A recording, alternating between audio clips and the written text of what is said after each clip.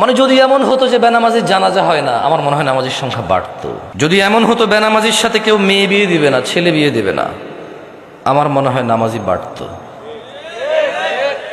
যদি এমন হতো বেনামাজির সাক্ষী গ্রহণ করা হবে না, কি গ্রহণ করা হবে না, যদি এমন হতো যে বেনামাজি ছেলে তার নামাজি বাবার সম্পদের অধিকার পাবে না, তাইলে মনে হয় নামাজি বাড়তো। এগুলো আমি বলিনি, এগুলো মুহাম্মদ সাল্লাল্লাহু আলাইহি সাল্লাম বলছে। বেনামাজি বেওয়ারিশ থাকে, কারো ওয়ারাসাত পায় না। বেনামাজি কি পায় না? নামাজির ওয়ারাসাত পায় না, পৈতৃক সম্পত্তি পায় না। যে ছেলে নামাজ পড়ে না তার বাপের সে পৈতৃক সম্পত্তি পায় না, ইসলামে সে পায় না। সে মারা গেলে তার জানাজার নামাজ হয় না। বেনামাজি জামাই নামাজি বউ বিয়ে টিকে না হিসেবে, কারণ বাইনাল আবিদি ওয়া বাইনাল কুফরি তারকুস সালাহ, বান্দা ও কুফরির মধ্যে পার্থক্য হচ্ছে নামাজ ছেড়ে দেওয়া। তো কাফের আর মুসলমানের তো বিয়ে টেকে না।